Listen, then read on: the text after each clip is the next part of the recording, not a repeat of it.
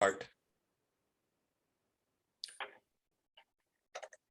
So Riane, I'm so glad to have you with us today.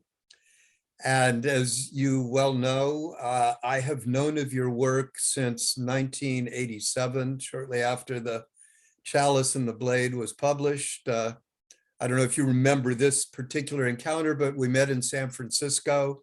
And I was so impressed with your work and The Chalice and the Blade and this introduction of these two competing systems that you described, the partnership and domination system and model. And I had just written a book called Inside Out, Becoming My Own Man in 1983, talking about men's work and the emerging men's movement. And I was so impressed in your book that you didn't denigrate men or see men as the problem, but you really talked about the effect that the systems that we were living under had on men. And I still remember a little quote from the book. I just want to read it and underline it for everybody. You said, "The underlying problem is not men as a sex. The root of the problem lies in a social system in which the power of the blade is idealized, in which both men and women are taught to equate true masculinity with violence and dominance, and to see men who do not conform to this idea as too soft or effeminate." And I remember at the time when there was so much separation and so much conflict and blaming and shaming, I was just so impressed that that attitude was not only a fresh air for those of us in this emerging men's movement, but also just helped, I think, me feel a kindred spirit in this process. And I wondered just what in your background allowed you at that time to be able to see and feel that kind of affinity and connection with men, and not see us as conflict or the bad guys. Well, I think it had certainly on a very personal level a great deal to do with my wonderful husband and partner and best friend, David Loy. I knew this in my bones, really, that yes, men have had a lot of privileges in what I call domination systems, but they've also, just because some guy on top wants more real estate, like Mr. Putin is doing right as we speak, they had to offer nothing less than their lives. I mean, men haven't had it so good. And I also began to see that, well, first of all, I began to see that partnership really works on a very personal level. As I did my research, of course, I began to see that it works on a social level, and that we really, as Einstein said, we cannot solve problems with the same thinking that created them. And I began to understand that domination systems have very rigid gender stereotypes with nothing in between, by the way. And that both women and men internalize these stereotypes, and that these stereotypes, these issues of gender, are not just a women's issue or just a men's issue, perhaps, if one thinks about it, a personal issue, but that is a key social and economic issue.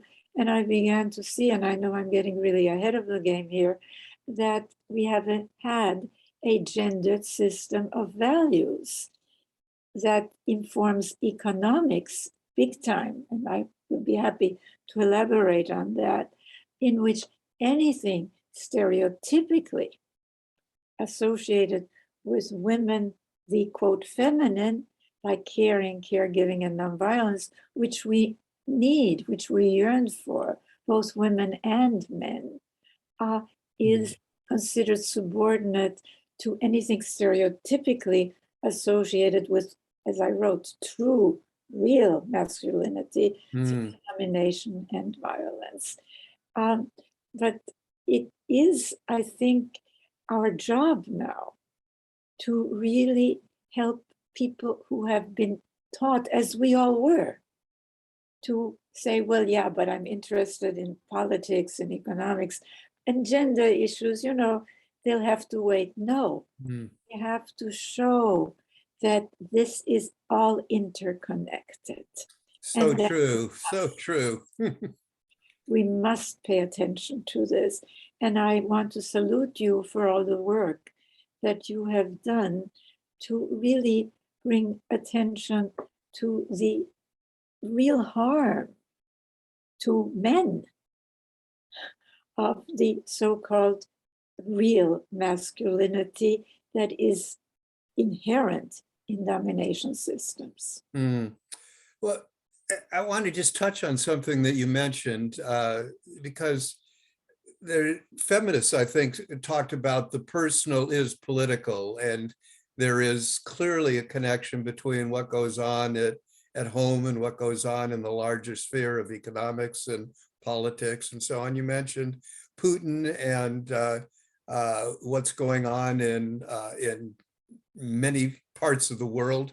And I wonder if you could talk about a little bit about how you see the domination system and the partnership system reflecting itself in what's going on in the wars that are happening now and in ones that have gone on through a fair amount of our time. And how do you see what's happening right now in the world in terms of these issues?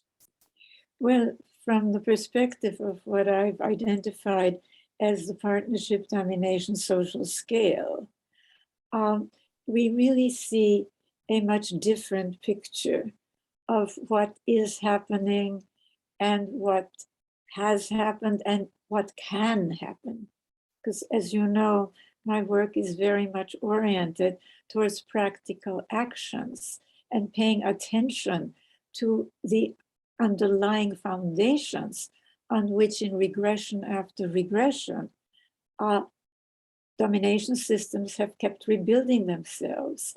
So from this perspective, the struggle for our future is not between right and left, religious, secular, Eastern, Western, Northern, Southern, capitalist, socialist. It is really the struggle between societies and people who orient more to the domination configuration and those of us who, whether we use that terminology yet or not, who orient more to the partnership configuration. And to really talk about, war, including the war of the sexes, by the way, are inherent in domination systems in which there is no partnership alternative. Trump, who was part of a regression right here in the United States, who headed that, he understood this. He was sort of a poster boy, really, for domination systems. He said, it's all about domination. There are only two alternatives. You either dominate or you're dominated. Whereas in reality, there is a partnership alternative. There has been for millennia, and it is what we're really striving toward. But unfortunately, so much of the contemporary conversation continues to be about these categories. And I really want to focus on them for a moment. Yeah. If you think about our conventional categories, right, left, etc., all of them have included societies that are repressive, regressive, violent. So none of them really tell us what we have to build in order to move away from war, away from the war of the sexes, yes, and towards a more fulfilling, and I would add sustainable and caring way of living. Secondly, and this is huge, and I cannot really emphasize it enough. If you think about conventional studies of society, sociology, anthropology, political science, and our conventional categories, they either marginalize or ignore nothing less than the majority of humanity, women and children, children of all genders. And I say all because we're now, and this is a partnership trend, a recognition that there are people who don't really fit this, either masculine or feminine category, not to speak of people who are gay. I mean, there's a whole spectrum, really. So that's a partnership trend. I think the women's movement is a very important partnership trend. The men's movement is a very, very important part of the partnership trend. The two really go together. I mean, and I'm going to just talk for another minute, okay? Sure. And I got another question, but sure, But no, you continue ask on. your question and I will then go on. Ask your question. No, continue with your thought. That fits with The thought where that you're I going. have is that we are taught to look at modern progressive movements, during the last 300 years. It's sort of disjointed, random, one here, one there. But if you look at it in terms of the partnership and domination scale, you see that all have challenged the same thing. Mm, They have challenged a tradition of domination, whether it was the Enlightenment 18th century, in the 1700s, the challenge in the so-called divinely ordained right of kings to rule their, quote, subjects, whether it was the feminist movement and today the women's movement, which is international, of course, challenging the, again, so-called divinely ordained right of men to rule over women and children in the, quote, castles, a military metaphor of their homes, whether it is the challenge of the abolitionists, the civil rights, the Black Lives Matter movement, today challenging, again, the so-called divinely ordained of a, quote, superior race to rule over, quote, an inferior or inferior ones, all the way to the environmental movement, challenging our once hallowed conquest and domination of nature. But, and this is really the crux of the matter, because our consciousness has been so fragmented by conventional studies, conventional categories, what we have missed is the importance of 4 foundational areas: childhood, gender, economics, but moving beyond both capitalism and socialism to a caring economics of partnerism, and narratives and stories. And that is what my work is now so very focused on. And what I invite people to do is to really look at not just dismantling the top of the domination pyramid, politics and economics as conventionally defined, but looking at and paying attention to the movement to dismantle these foundations, which are all very important partnership trends, which I'll be happy to go into for you. Well, I just want to comment on what you just said. And for me, having been working in the field for a long time, as you have, what I think is so powerful about what you do, what you have done, and what you're continuing to do, for me are 3 interrelated things that you just covered. One is that you take a very complex, that seems to many disjointed efforts that have been going on for a long time that nobody can really get their head around because they're just so complex. How do you deal with all these things?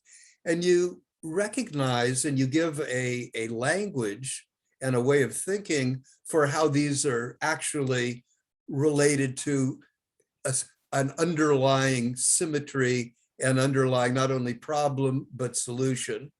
That's one.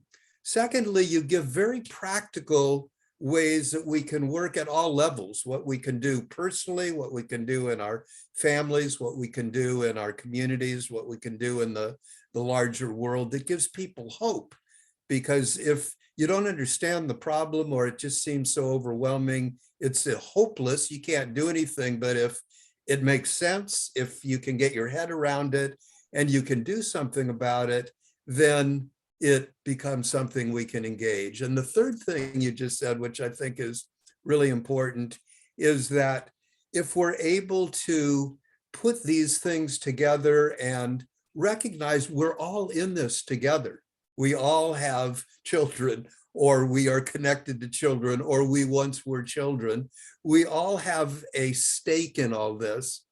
And where this ties in with me, and the question I want to ask you next is about your, you've done numerous books and you've tied in some of the things you've talked about, but I've been really impressed with your latest book, Nurturing Our Humanity, How Domination and Partnership Shape Our Brains, Lives, and Future, which you did with Douglas P. Fry.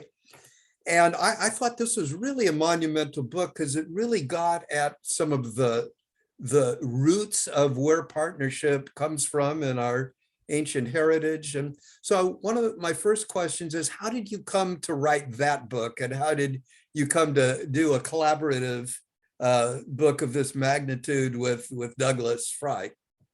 Well, it takes me a long time to do the research for my books, and I had been working on Nurturing Our Humanity, for about 7 years. And then I invited Doug Fry to join me as a co-author for many reasons, but a major reason is that Doug is one of the world authorities on how we lived for millennia, which is foraging, gathering, hunting societies. And he calls these the original partnership societies because the configuration is very clear. They're more equitable in both family. And family, you mentioned family earlier, that is so important and so ignored. I mean, there's a lot of talk about family and family values. And oh my God, we need to value families is what we need to do. And have families learn what I call partnership rather than domination, caregiving. And there is again a trend in this direction. We talk today about authoritative rather than authoritarian and nonviolent. Even the American Psychological Association finally, a couple of years ago, said, gee, spanking is not only ineffective, you get, quote, bad children when you spank, but it is harmful not only physically, but psychologically. And the ACEs studies, which are, of course, very much mentioned in Nurturing Our Humanity, show that even in the United States, where we don't have genital mutilation, where we don't have child labor, where, we've had these movements, to move to the partnership side, the incidence of trauma in early childhood is immense. And indeed, trauma is built into domination systems, starting in families and from there. But to get back to Nurturing Our Humanity, what struck me, and I already in my book on economics, if you remember, and to some extent in my book on sexuality and spirituality and sacred pleasure, but very much in the Real Wealth of Nations, my work on economics, had noticed that neuroscience really contradicts the conventional story. The caveman cartoon, in one hand, he's got a club, a weapon, and then with the other, he's dragging a woman by the hair. So what's the message? Before our children's brains are fully developed, much less their critical faculties, that male dominance, violence, injustice, that's just human nature, which is untrue. It is a false story. If anything, we are learning, for example, from studies that are in Nurturing Our Humanity, that the so-called pleasure centers of our brains, they light up more when we share and care than when we win and dominate.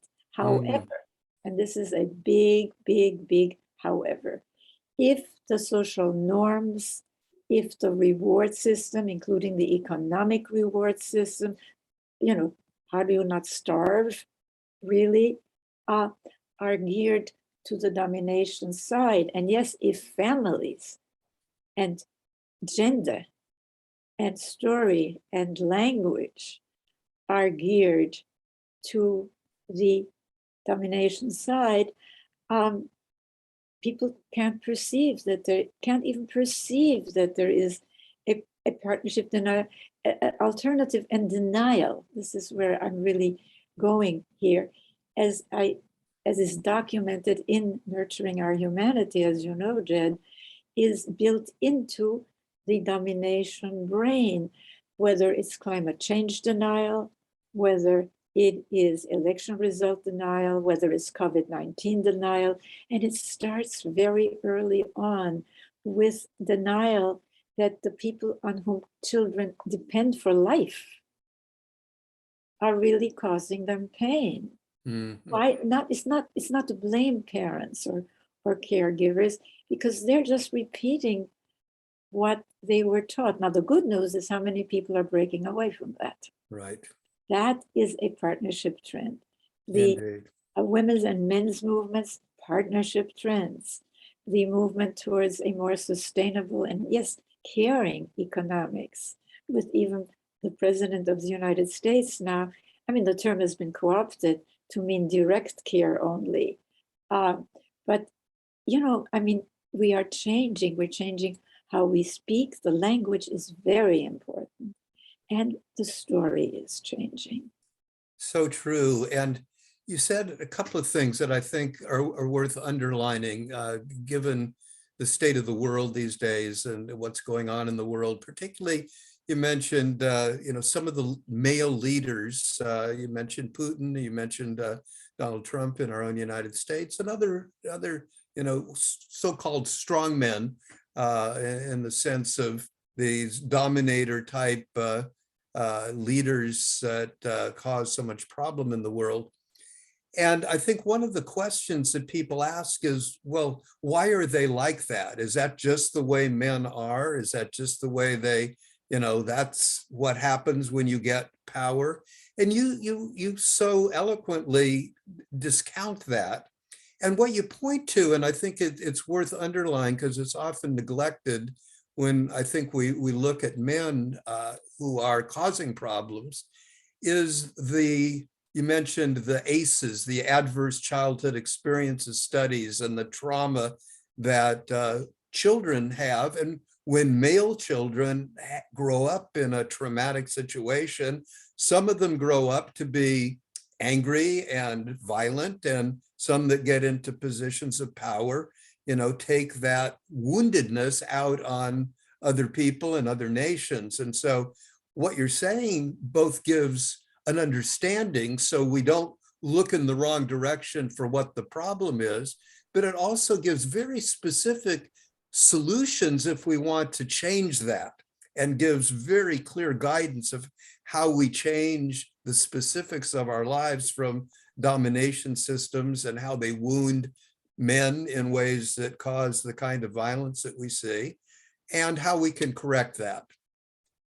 Well, as I said, and this is where I again want to honor your work, Jed, changing what we think of as masculinity is equally important as changing what we have been taught as real, quote, femininity, which, if you really think about it, and this is another reason that this domination system relies so heavily on not only rigid gender stereotypes, but on the equation of difference, beginning with the difference in form, between female and male, as equating it with either superiority or inferiority, dominating or being dominated, being served or serving, because it offers children a template, again, before their brains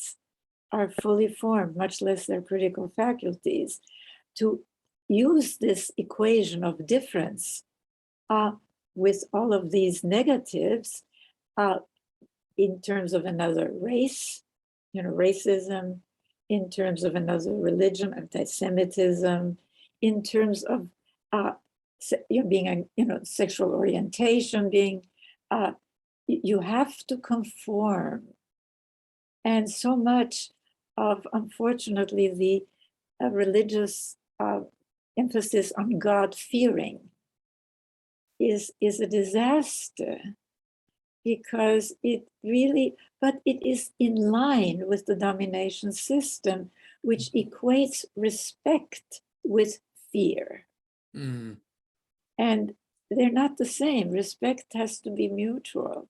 Mm-hmm. And I think that one of the studies that it really impressed me is that people who voted for Donald Trump share in their parenting not an emphasis on cultivating curiosity or creativity, but cultivating conformity, obedience. Mm. They call it respect, but as I said, it's not respect, it's fear. Right. And another thing that I think, and you can find this in Nurturing Our Humanity, another study, and again, these studies need to be brought out. Yes. Another study found that people who voted for Trump, contrary to what used to be the mythos, the rationale was, well, they were economically deprived. No, they weren't. But what they had in common was a really fear, rage towards women who assert themselves. Mm-hmm. Women who violated the dominator gender stereotypes. And of course, as Trump said, for him, there, and his childhood, I mean, talk about woundedness, there was no alternative. You either dominate or you're dominated. There Exactly. was no partnership alternative. So our job is to show that not only is there one, but that it benefits us personally, as I can attest in my relationship with my wonderful husband, Dr. David Loy, and socially, we've got to move to the partnership side. Well, it's so important to recognize, and a couple of things you said that I think are really, again, worth underlining, which is the idea that many people today, and it's still controversial to talk about sex differences between men and women, that men and women have different ways our brains function, have different evolutionary roots. And I think part of the problem is that for most of our human history, we have had men and women within a dominator way of being. And in a dominator way of thinking and a dominator system, differences definitely mean somebody's up top and somebody's on the bottom and somebody gets dominated. But in a partnership system, and you talk about this in some detail in Nurturing Our Humanity, that in partnership systems, differences were celebrated, and men and women could be different among many different ways, not just in traditional male-female, but of many different variations, as you discussed. And so if we can recognize that, we don't have to try to eliminate differences or to try to pretend that males and females are the same, but to change the system that makes differences into a domination conflict, which you so ably describe, and then give people very specific ways of getting past that. And go ahead. Well, I was just going to say, there's so many things in what you said that I'd like to touch on, but if you want to go ahead, go Please ahead. go ahead. All right, I'll go ahead. Well, for one thing, recorded history, which is what you were referring to, is really only a blip in the thousands of years in which we oriented more to the partnership rather than the domination configuration. And I want to emphasize that. We don't want to go back to any good old days, but we can learn that there are two contrasting configurations that repeat themselves cross-culturally and transhistorically, including in our prehistory. And that in order to understand them, in order to connect the dots, really, we must take into account the issues that we've been taught to not pay attention to, Right. like childhood, like gender. I mean, these are not the big issues, right? That we are constantly bombarded with. Well, they turn out to be the big issues. Number two, I agree with you, Jed, that there are differences between women and men. I mean, look at the physical difference. But as for psychological differences, it is yet to be determined how much of the difference is caused by evolution and how much of it is caused by socialization.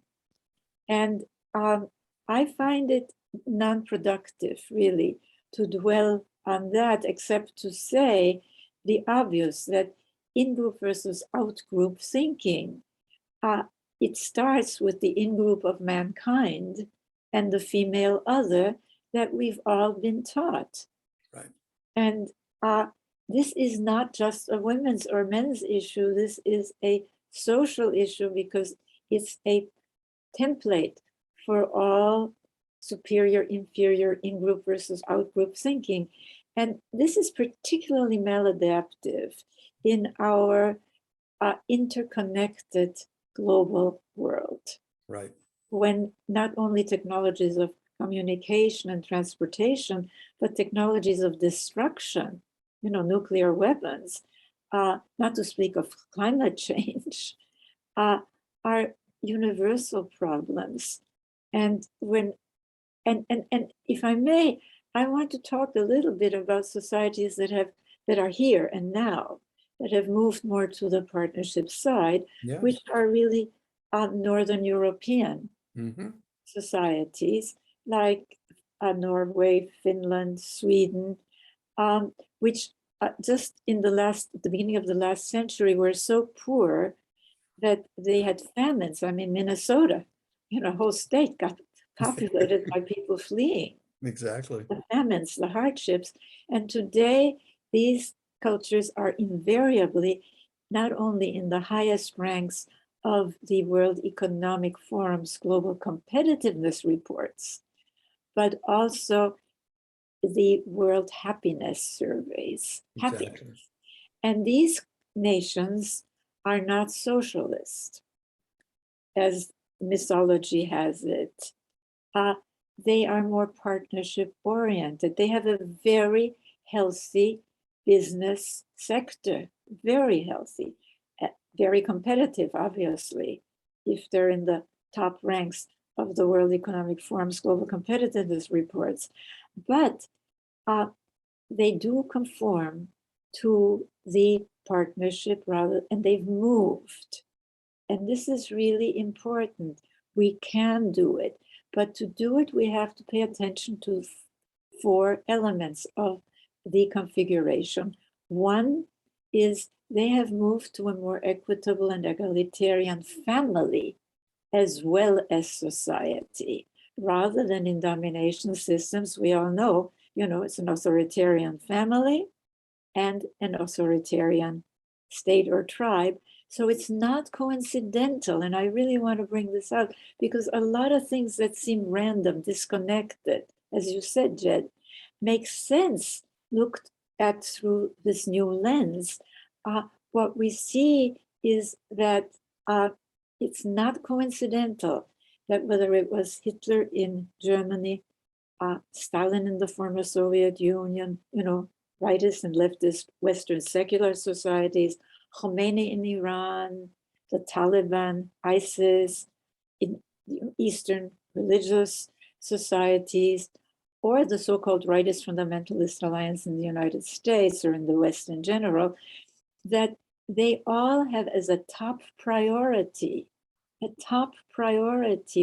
what we also have to have as a top priority, but in the opposite, because their priority is returning to an authoritarian, rigidly male-dominated, highly punitive family. That is foundational. But the second part of the configuration is gender. And again, it is not coincidental that all these societies have rigid gender stereotypes and, yes, rank male over female.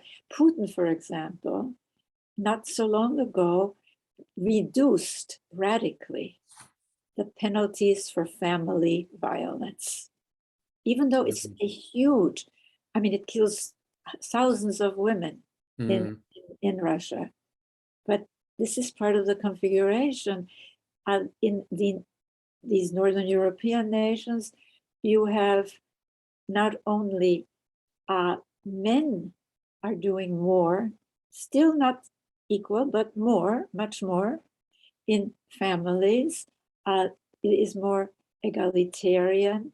You have less of these gender stereotypes, so that a man, taking care of a baby is not a big deal. Right.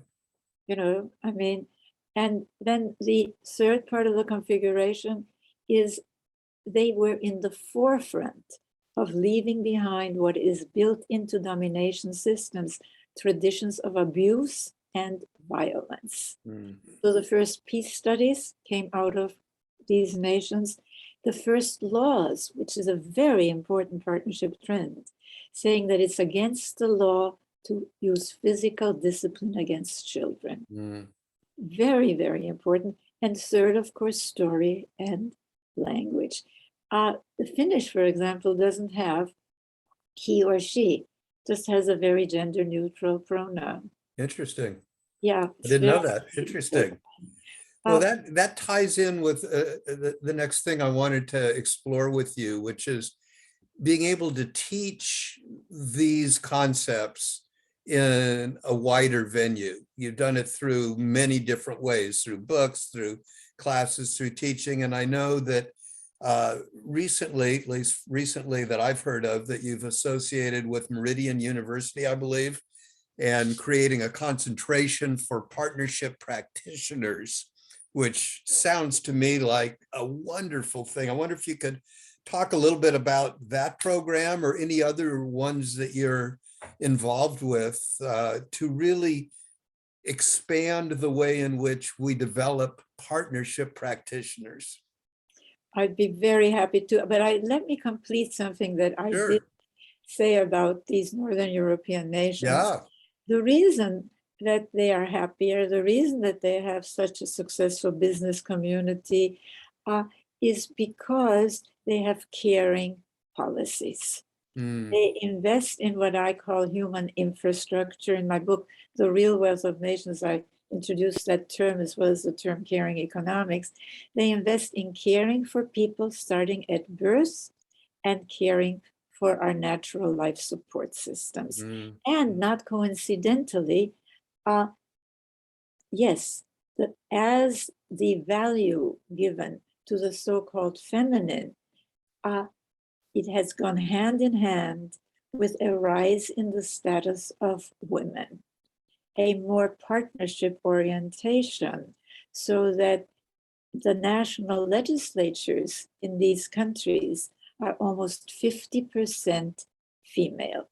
And it is, again, as really, I think this is a point we want to emphasize, it is not that men can't be caring. I mean, David, caring, I mean, there's so many caring men, and there are many, many more as they're beginning to rid themselves of this, you can't be like a woman, right? But if you can be more like a woman, you can also embrace caring policies like paid parental leave, very highly skilled and well paid, universally accessible childcare. Of course, I mean, universal health care, and so on, all of which these nations have. So we can see contemporary examples, again, of how much happiness this can bring and does bring, because as I mentioned, these nations are in the top ranks of the world happiness surveys. Now, to go to programs and really what you can do, because I think that so many people feel helpless, as you said. You know, it just seems, but it's not that complex when you really have the right analytical lens. And once you have this lens, and it's a biocultural lens, because the point is, what matters is not genes, but gene expression. Mhm. And that happens in interaction with our environments, which for humans are primarily cultural, and starting in the family. So we're right back to the four cornerstones. And anyway, we can all make a big difference. That is how, as Margaret Mead said, just about everything that, you know, the progress we take for granted has been achieved by a small and, to begin with, unpopular group of women and men. So let's keep that in mind. And I think a first step is really getting acquainted with this new lens, which, you know, a colleague of mine calls the old categories and the old ways of looking at societies weapons of mass distraction, because they fragment our consciousness so that we don't pay attention to gender, we don't pay attention to childhood when we must, when neuroscience, nothing less than a quote hard science, right, shows again and again how vital that is. So we at the Center for Partnership Systems have an online course called Changing Our Story, Changing Our Lives, with 4 videos. You can purchase it, and it's a very, very affordable price. You can purchase it as individually or for group use. And there are 4 videos that go with it. And you are then, and lots and lots of resources. And then you're entitled to use them as you strengthen yourself as an agent to accelerate the shift from domination to partnership. As for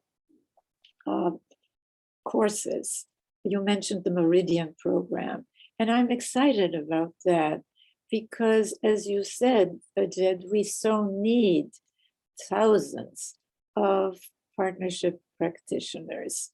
And that program you can find out about at the Meridian website or at centerforpartnership.org.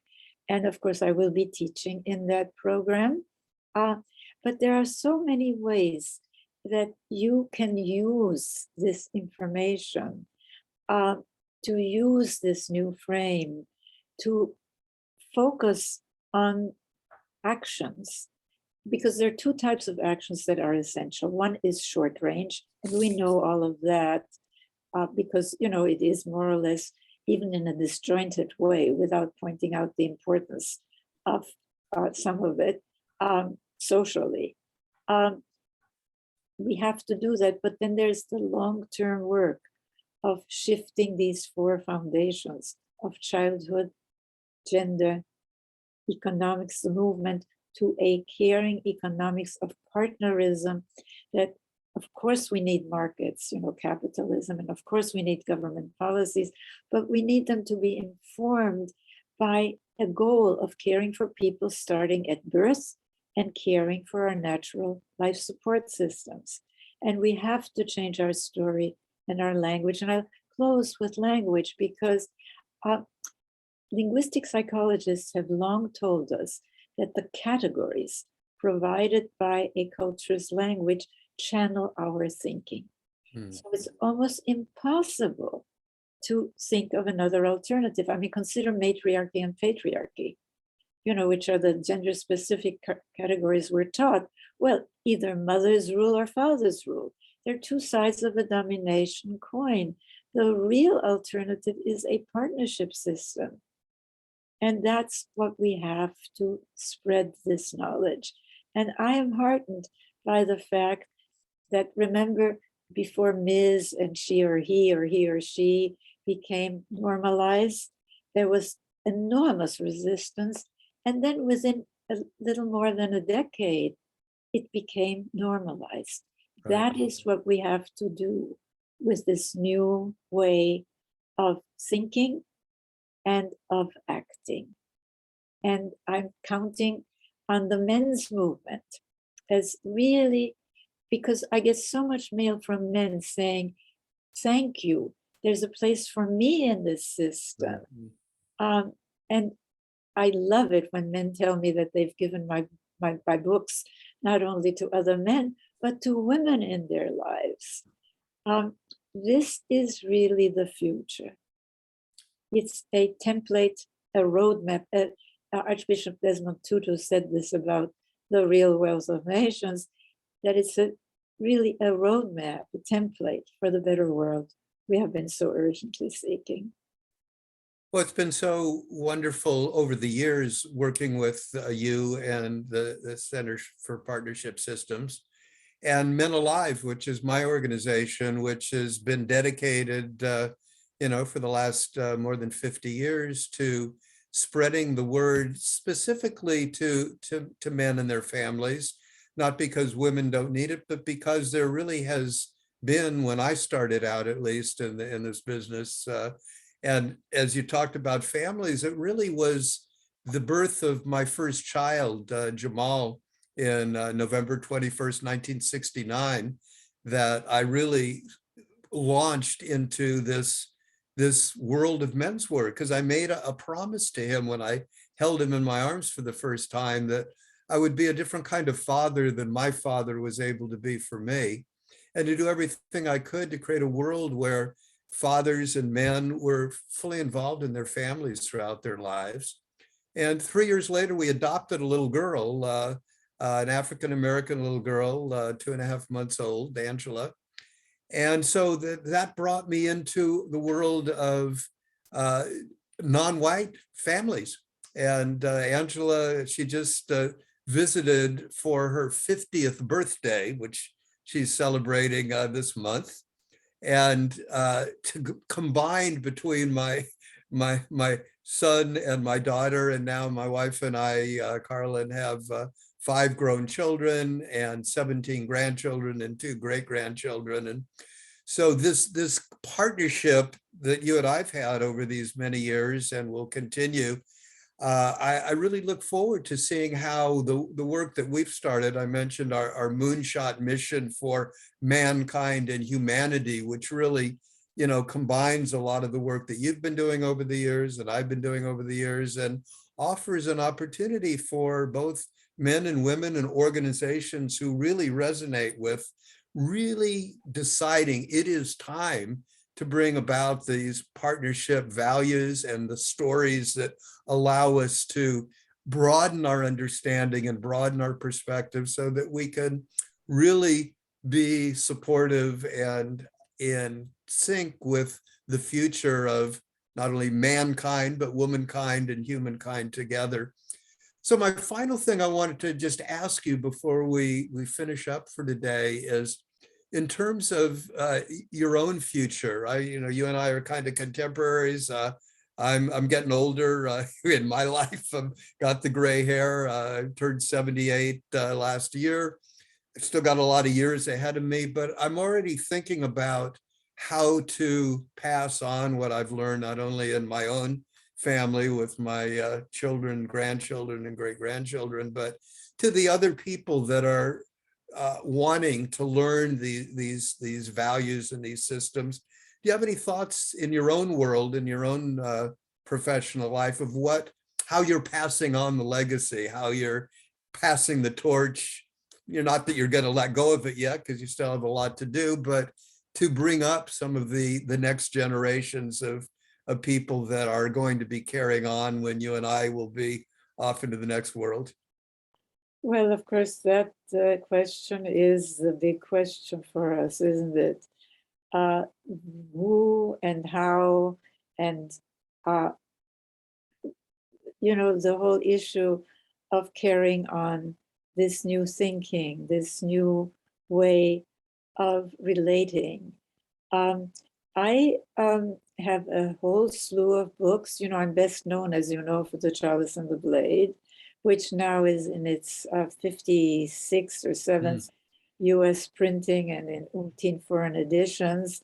And if you get that book, be sure to get one from after the 56th printing, because it has an epilogue bringing it up to the Trump years. It's the epilogue for that book. But I'm going to continue to do what I do, which is I write. And right now I am writing a book because my wonderful husband, partner, best friend, David Loy, has passed recently. And he wrote me so much poetry throughout our lives together. And I want to write a book using that poetry and providing its background. And I think that that book is a way of engaging young people in particular into how partnership really works. It's not some never, never land. It is real and it's true. And by the way, speaking of David, another thing I want to do is he was a pioneer in a new story about Darwin. And I think it's up to us to really tell these new stories. Like, as David used to say, Darwin has been used as this 800-pound gorilla, right, for maintaining domination systems, mostly based on his first big book, which was Origin of Species. And even that book was misinterpreted, as Darwin himself wrote, because he emphasizes in it not something that, see, that there's a trend in science now to emphasize the importance of connectivity, the importance of working together, the importance of partnership. But in his second book, The Descent of Man, Darwin said it very clearly. He said, now I'm going to talk about human evolution. And at this point, random selection and these other things that I emphasize to some extent in Origin, they recede in importance. And what comes to the fore is culture, morality, caring, love. Darwin and love. So Darwin has been totally misinterpreted, and we need to use David Sloy, get a hold of Darwin's lost theory. But I want to take some of what Darwin wrote, which are many books on Darwin, also to tell a new story about evolution, about Darwin. And finally, I am thinking of writing, if I knew how, I would do it tomorrow, a graphic novel. Because young people really are so into that, telling not only my story, but the story of the discovery and hopefully realization, but certainly the many, many trends towards partnership. So I still have a full playbook.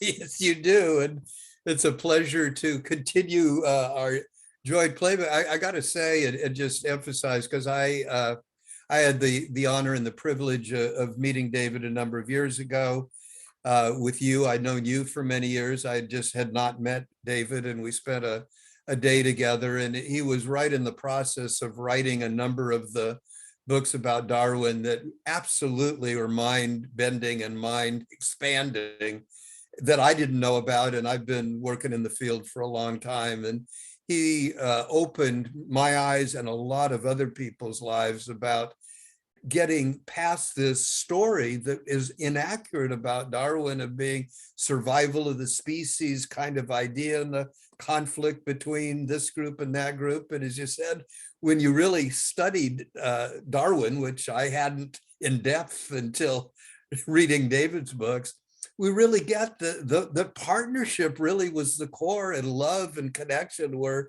talked about throughout. So I think part of honoring David's work and your work together, and just underlining the value of partnership as you exemplify it in your own personal life in terms of what you've created as a body of literature, but also in being able to live long and well. I won't ask you how old you are. I know we're pretty contemporary, and I think if people listen to the two of us talking about, they can well believe that we're going to be around doing this and carrying on the next phases of this for many years to come. So I just want to thank you for this part of our journey. These dialogues that we're doing today will be put out to all throughout the US and around the world. They'll be heard by many, many people and seen. And this is just the beginning. I have a feeling for you and I and the work that you're doing, and you're going to hear much more from Riane. I look forward to your next book. I bet there's a lot of people that will answer you about a graphic novel, some young people, probably one of my That's what I'm grandkids looking maybe, for. that'll go, hey, we can do this. I am looking for just that. And yes, because young people want new thinking. They know we need it, and I want to empower them to make the difference that I know they can. And anyway, the old systems are crumbling as we speak. So we can't just see what happens. We have to, I mean, my work is not just about deconstruction, it's about reconstruction. And that is really, I think, what we have to focus on. What do we need to build, starting with these four cornerstones of changing childhood, gender, economics, story, and language from the nomination to the partnership side. And well, I would just not only underline what you just said, Riane, but I think part of the new story that you tell is not just in the concepts and not just in the ideas and the words, but in the life energy that you portray. Because as a clinician, I see a lot of people, both professionally in my clinical practice, working with people that are depressed, sad, have given up, that feel hopeless and helpless, but also in the zeitgeist of the world. There are an increasing number of people that just feel like, what's the use? I mean, there's so much problem, there's so much craziness, there's some that I just don't have hope. And what you give just by your presence, by your energy, by your very being is exemplifying there is hope. And I'm gonna keep going, and I'm excited, and I'm gonna live long, not because I just want to hang around, but because when we're excited, when we have hope, when we have true partnership in our lives, throughout our lives, life is really sweet, and it can get more beautiful as we share it with others. And so I want to thank you for sharing this with us. Any final words you'd like to say to the people that are watching before we end for today? well, first of all, I want to thank you, Jed. And final words, I don't have final words, but I want to say that we can do it. We've done it. We've done it for millions of years. We are doing it in various pockets, including the Northern European nations that I've mentioned. There are some, not all, indigenous nations and societies that still survive, that are more partnership oriented. So look at how we must give people grounded hope. And that is really the beginning, but so is changing consciousness. Hmm. And I think that that's the big task for our future, is helping people understand that these areas that have been neglected, I mean, talk about connecting dots. If you leave out these huge, immense dots like childhood and gender, which we know today are so vital in shaping not only our brains, but how we think, how we act, how we feel, how we vote. And so I trust that we will prevail. We will indeed. So thank you so much. And we will be hearing more from you, I'm sure. I will be talking to you again for sure. But for today, we will say goodbye. Goodbye.